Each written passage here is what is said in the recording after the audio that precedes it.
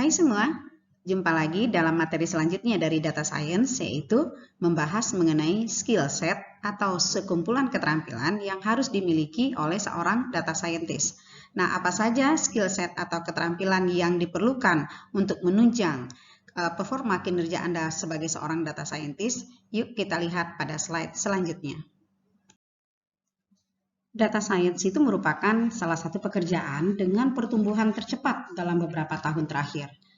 Kenapa bisa demikian? Karena perusahaan, dunia bisnis saat ini sangat menyadari bahwa data itu sekarang ibaratnya oil gitu ya, sangat berharga sekali.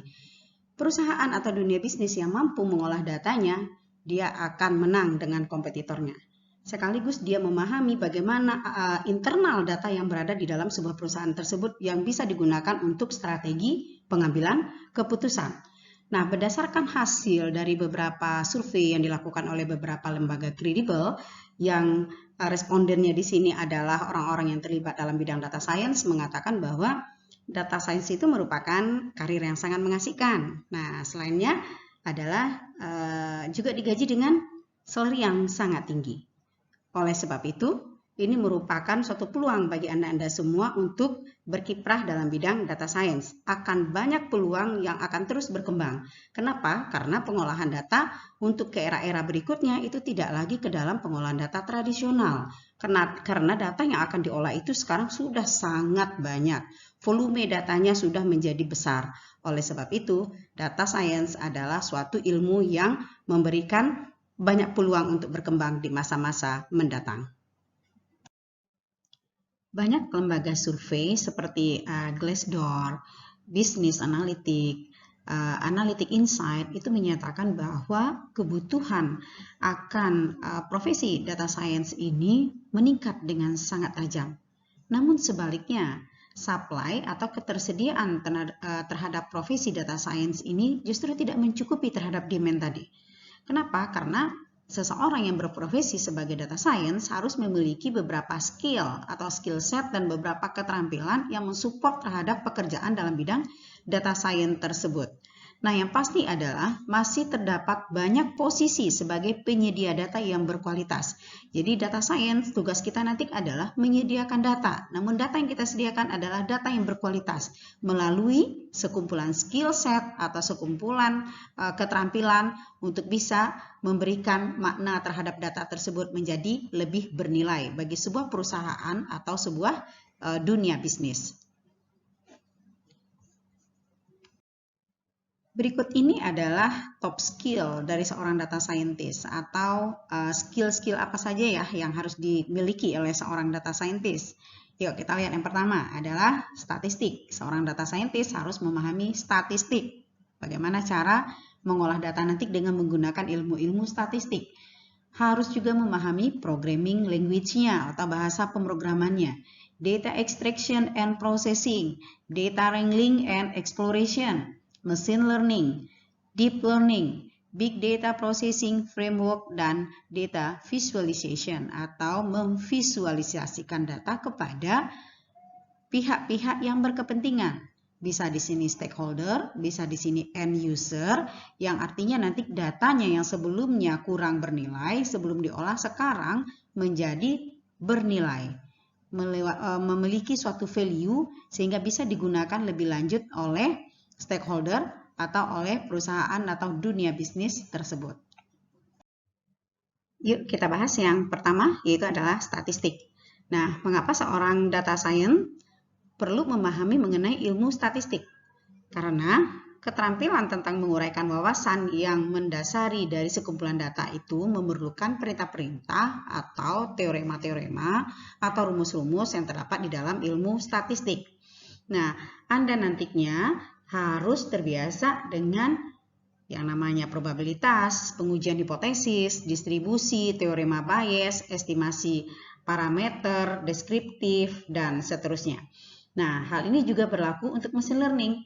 Tetapi salah satu aspek nih yang lebih penting lagi yang perlu kita pahami di dalam pengetahuan statistik ini adalah kemampuan kita untuk memahami saat teknik yang berbeda kita gunakan apakah memberikan hasil atau validitas yang sama. Nah, statistik itu penting ya di semua jenis perusahaan sekarang, terutama lagi untuk perusahaan-perusahaan yang berbasiskan kepada data, di mana nanti stakeholder atau pemangku kepentingan itu akan bergantung kepada bantuan kita untuk bisa menghasilkan insight-nya daripada data tersebut atau nilai daripada data tersebut sehingga bisa digunakan untuk membuat keputusan yang bersifat strategis bagi sebuah perusahaan atau dunia bisnis.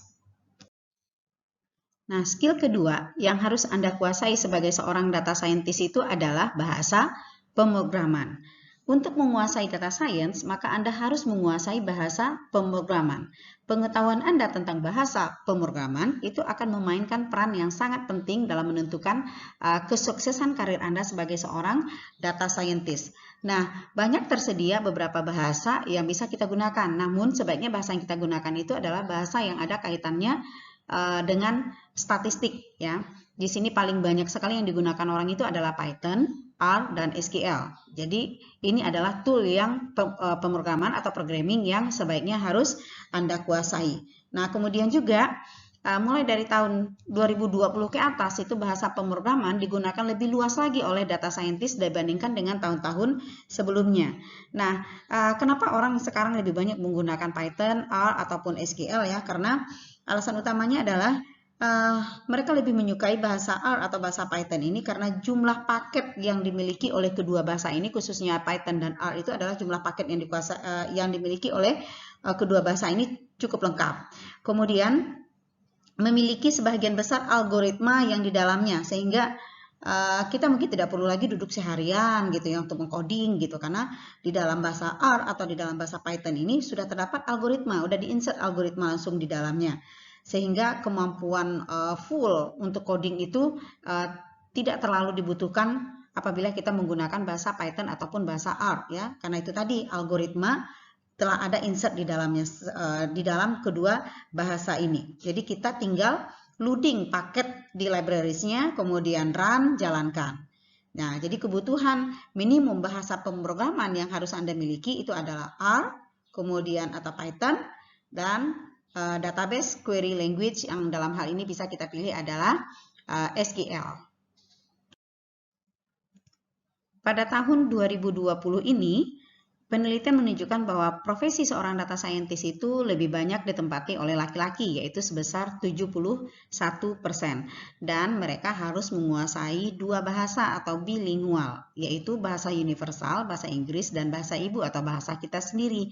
Kenapa harus menguasai bahasa Inggris? Karena nanti lingkungan atau environment daripada seorang data scientist itu adalah mereka bekerja di perusahaan besar, di dunia bisnis yang otomatis mereka harus menggunakan bahasa-bahasa yang universal untuk bisa bekerja sama dengan tim lainnya. Maka mereka harus menguasai bahasa Inggris minimal dan bahasa kita sendiri. Jadi harus menguasai bilingual. Dan rata-rata mereka menyatakan bahwa mereka telah bekerja di dalam dunia sains itu adalah selama 8,5 tahun. Nah, mereka menyatakan bahwa selama mereka menjadi seorang data scientist, bahasa yang paling banyak mereka gunakan bahasa pemrogramannya adalah Python. Responden itu menyatakan bahwa 74% dari mereka itu mereka mengatakan 74% itu menggunakan bahasa Python. Kemudian yang kedua adalah bahasa R, yaitu sebanyak 56%. Dan SQL yaitu sebanyak 51%. Nah, menurut penelitiannya lagi bahwa akan sangat bermanfaat sekali apabila Anda akan berkecimpung dalam bidang dunia sains atau data scientist, Anda ikut mempelajari jalur karir orang lain yang telah mengambil jalur karir sebagai data scientist dan belajarlah daripada pengalaman mereka-mereka yang telah sukses dalam bidang data science ini. Mengapa data scientist lebih suka menggunakan bahasa pemrograman Python? Tadi bisa kita lihat hasil daripada penelitiannya menyatakan bahwa 74% data scientist itu adalah menggunakan Python untuk bahasa pemrogramannya. Karena Python adalah bahasa pilihan untuk pemodelan statistik oleh data scientist. Kemudian tidak diragukan lagi, IEEE menyatakan bahwa Python itu adalah the big kahuna of programming language, atau kahuna itu adalah raja besar gitu ya. Jadi dikatakan bahwa Python itu adalah raja dari bahasa pemrograman untuk data science. Popularitas bahasa Python dan R itu meningkat dengan sangat tajam sekali. Python dan R banyak digunakan oleh berbagai industri seperti perbankan, dunia retail, layanan konsultasi, asuransi, bisnis, layanan kesehatan, hardware, software, dan lain-lain. Nah, akibat banyak digunakan tersebut oleh seorang data scientist, maka gaji data scientist secara automatically juga melonjak dengan sangat tajam. Kalau Python ini adalah open source yang banyak digunakan, bahasa pemrograman yang banyak digunakan untuk tujuan umum gitu ya, general purpose. Sementara R ini adalah free software. Kemudian banyak digunakan untuk statistikal dan juga adalah untuk grafis. Nah, kembali ke Python itu adalah memiliki libraries yang cukup mumpuni ya.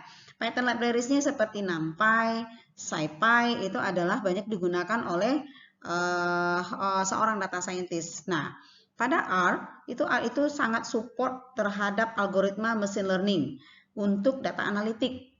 Misalkan adalah banyak digunakan untuk regresi, asosiasi, clustering, dan lain-lain. Lalu bagaimana dengan SQL gitu ya?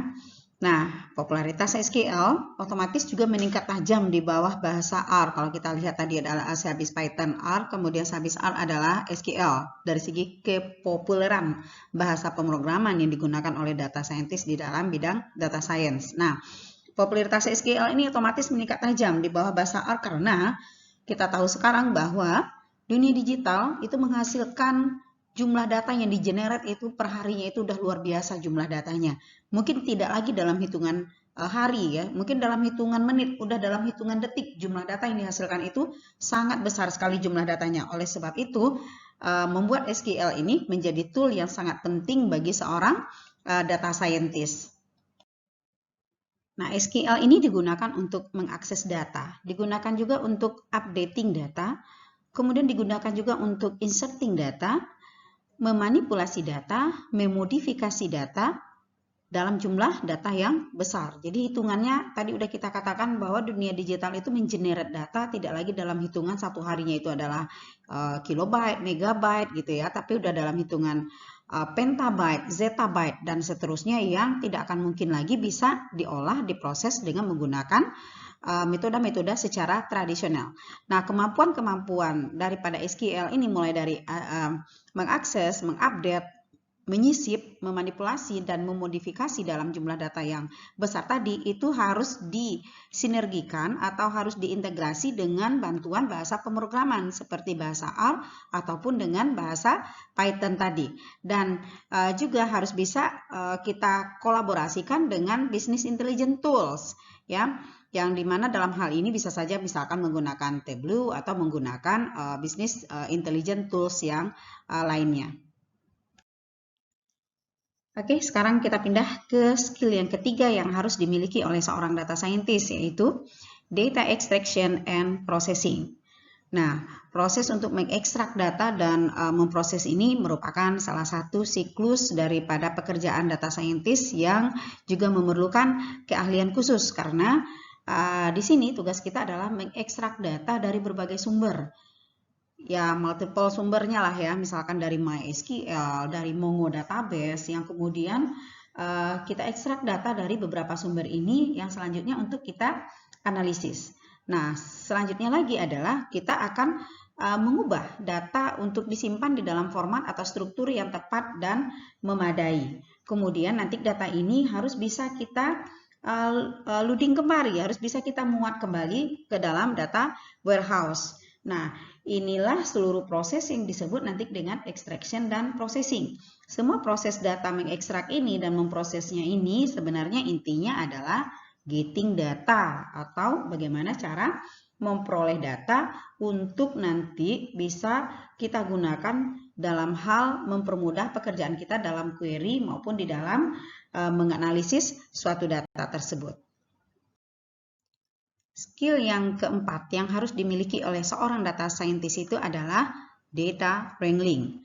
Nah, data wrangling itu adalah proses mentransformasi raw data atau data mentah ke dalam format yang sesuai untuk membuat data tersebut mudah digunakan untuk analisis. Data wrangling ini adalah salah satu pekerjaan yang sulit di dalam data science. Pekerjaan ini paling banyak menghabiskan waktu karena data wrangling ini semuanya berhubungan dengan cleaning data atau membersihkan data. Kenapa data perlu kita bersihkan? Karena sebagian besar nanti data yang kita miliki itu adalah dalam bentuk atau format yang berantakan atau sulit untuk kita kerjakan. Misalkan kita harus menangani data-data yang tidak sempurna yang kita temui. Contoh misalkan ada nilai yang hilang atau ada pemformatan string yang tidak konsisten.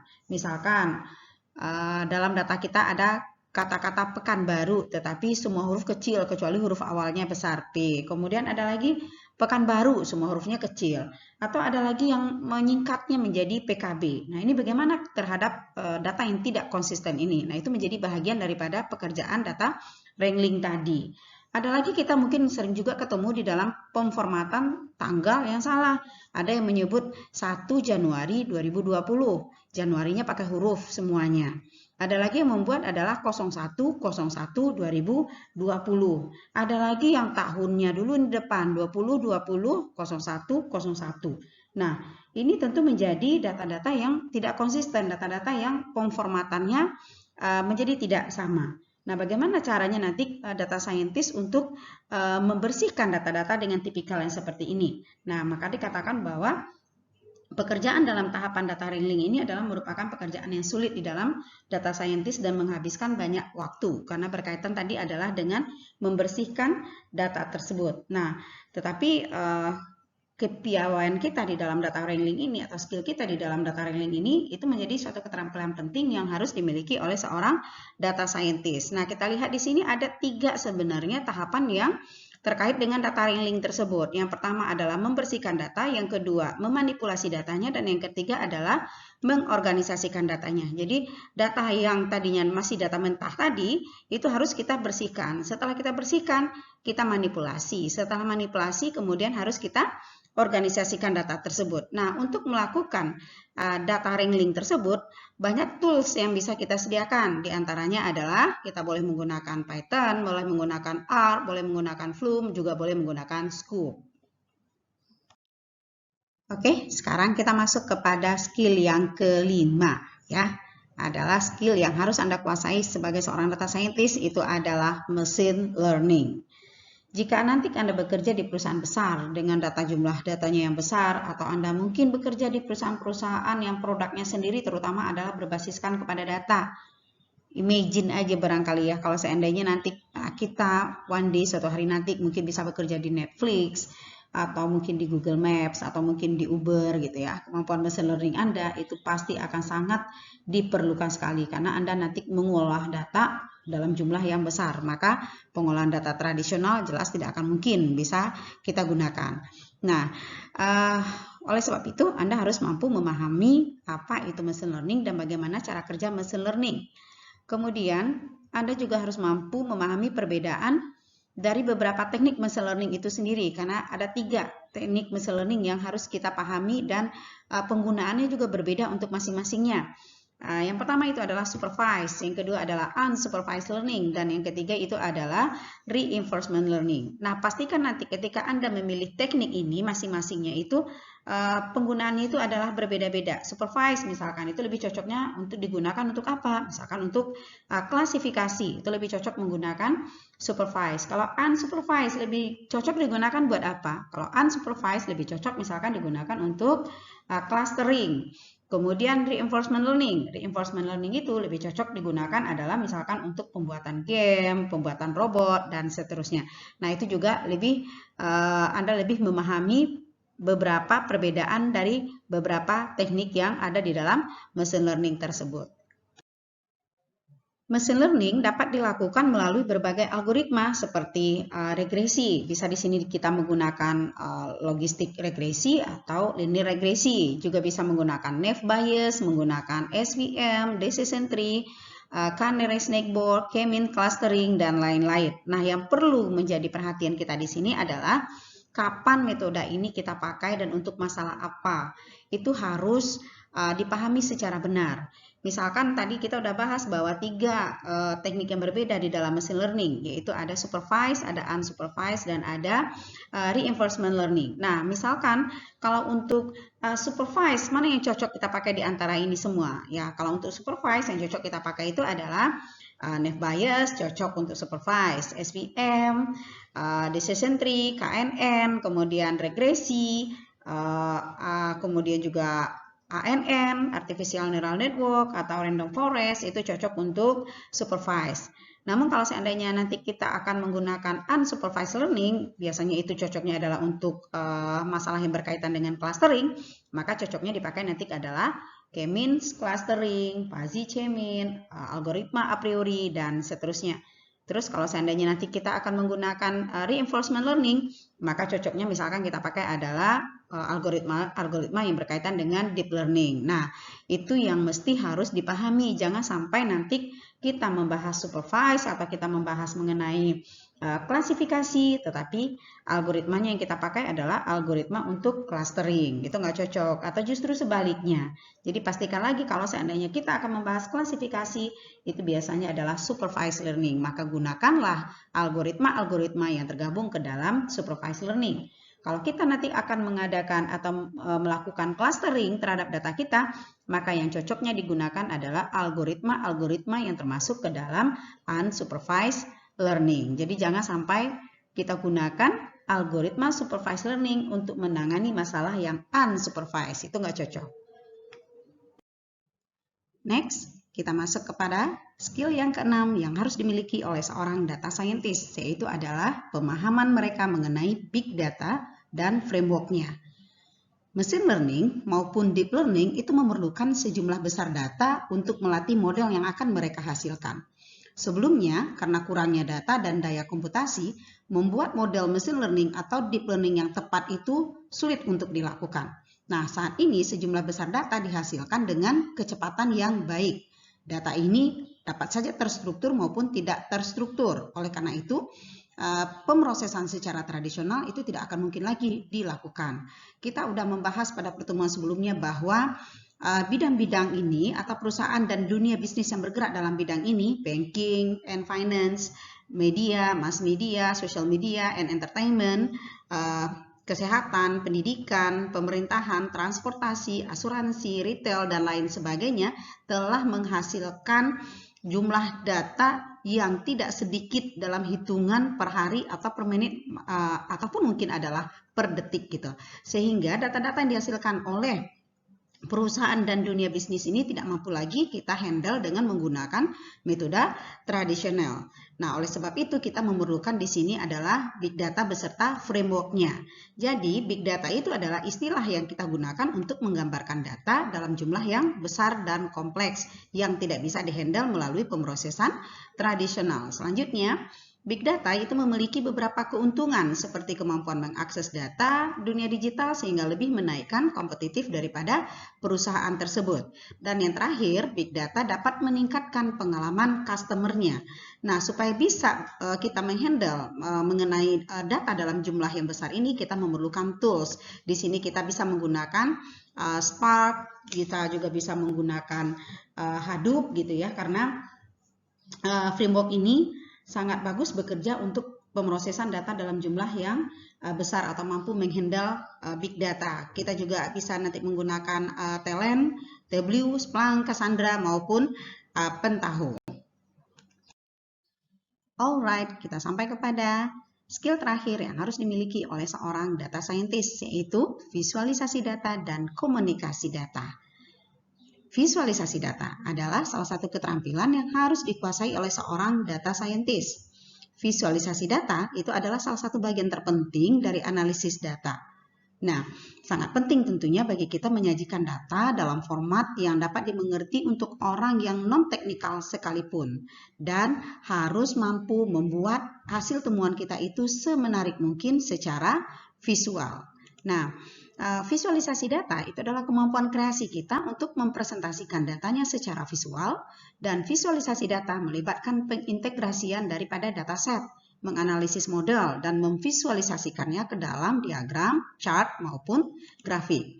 Visualisasi data itu menggunakan algoritma, menggunakan grafik statistik, plots, grafik informasi, dan tools lainnya untuk mengkomunikasikan temuan kita atau informasi yang akan kita sampaikan tersebut secara jelas dan efektif. Nah, ketika kita berbicara tentang komunikasi, mengkomunikasikan hasil dari temuan kita, ini berarti mendeskripsikan temuan kita atau cara teknik bekerja kita kepada audiens, baik itu secara teknis maupun itu secara non-teknis. Nah, dari segi visualisasi akan sangat membantu sekali jika kita terbiasa barangkali dengan alat visualisasi data. Seperti apa? Seperti Matplotlib, Matplotlib, ggplot, atau D3JS. Nah, ada beberapa alat visualisasi dan dashboard data yang populer digunakan oleh banyak data scientist seperti Tableau, QlikView, Power BI, Google Data Studio, yang semuanya ini bisa kita gunakan untuk memvisualisasikan dan memudahkan komunikasi kita dengan para stakeholder dan memberikan kita antarmuka intuitif yang sangat bagus sekali. Non-technical skill. Nah, selain daripada 7 skill yang semuanya tadi bersifat teknis yang harus dikuasai oleh seorang data scientist tadi ya, yang sudah saya jelaskan pada slide-slide sebelumnya, yaitu statistik, Anda harus menguasai bahasa pemrograman, kemudian mampu juga mengekstrak data dan memprosesnya, kemudian yang keempat tadinya ada data wrangling, di mana Anda di sini harus mampu membersihkan data, memanipulasinya dan mengorganisnya, kemudian ada lagi tadi Anda harus memahami juga machine learning dan deep learning. Kemudian yang keenam tadi adalah Anda juga harus menguasai big data beserta frameworknya, dan yang terakhir tadi adalah visualisasi data. Nah, itu semua adalah skill secara teknis. Nah, sebaiknya ada lagi skill yang harus Anda kuasai yang sifatnya adalah non-teknis. Nah, apa saja skill yang bersifat non-teknis yang sebaiknya juga Anda kuasai? Yang pertama itu adalah rasa ingin tahu. Rasa ingin tahu dalam tanda kutip positif ya, rasa ingin tahu kita adalah rasa ingin tahu untuk mengupdate pengetahuan kita dengan banyak membaca buku. Dari buku mana saja yang ada kaitannya dengan data science. Banyak mencari konten-konten yang ada di website yang ada kaitannya dengan data science. Dan juga bisa mencari materi-materi data science dan pelatihan-pelatihan data science yang sekarang banyak sekali ada di YouTube. Jadi semuanya kalau seandainya Anda ingin menjadi seorang data scientist, maka yang non-technical skill yang pertama harus Anda kuasai adalah rasa ingin tahu. Ini sebaiknya dimiliki oleh setiap orang yang ingin berkecimpung dalam bidang data scientist. Dan yang kedua itu adalah ketajaman bisnis.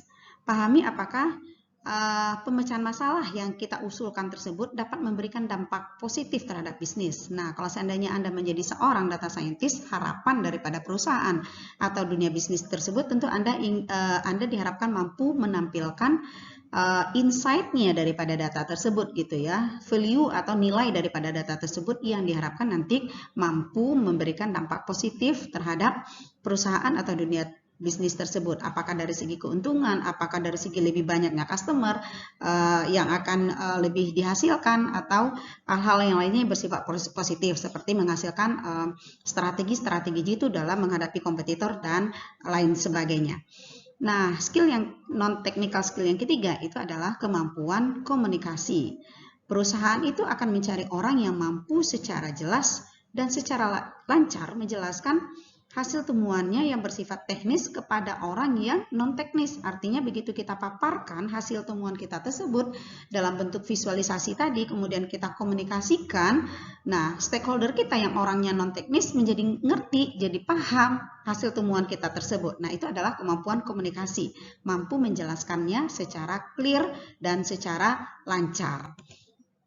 Dan non-technical skill yang terakhir itu adalah teamwork, kerjasama. Data scientist harus mampu bekerja sama dengan semua unit yang ada di perusahaan tersebut, termasuk dengan customer sekalipun. Nah, kalau seandainya Anda tidak mampu bekerja sama, sering berkelahi dengan unit lainnya gitu ya, atau tidak mampu menjalin hubungan yang harmonis dengan customer, ya itu menjadi prahara untuk diri kita sendiri dan juga prahara untuk organisasi kita tentunya. Maka kemampuan teamwork atau saling bisa bekerja sama dengan seluruh bagian, seluruh unit dan termasuk customer itu sendiri, itu juga menjadi kunci sukses yang harus dipegang oleh seorang data scientist. Oke, selesai sudah materi saya mengenai skill set atau sekumpulan keterampilan yang harus dimiliki oleh seorang data scientist ya. Jadi saya review sedikit kembali bahwa ada 7 skill set yang bersifat teknis yang harus dimiliki oleh seorang data scientist dan ada 4 yang non teknis yang harus dimiliki juga oleh seorang data scientist. Nah, terlepas dari semua keterampilan yang tadi yang harus dimiliki tadi oleh seorang data scientist tersebut, maka kita juga seharusnya memiliki kemampuan pendekatan pemecahan masalah berdasarkan data. Nah, ini hanya akan didapat seiring dengan banyaknya pengalaman nanti yang Anda peroleh, seiring dengan berjalannya waktu yang akan Anda isi nanti adalah dengan peningkatan knowledge atau pengetahuan Anda itu sendiri mengenai data science. Semoga materi ini bermanfaat. Sampai jumpa pada materi selanjutnya dan terima kasih.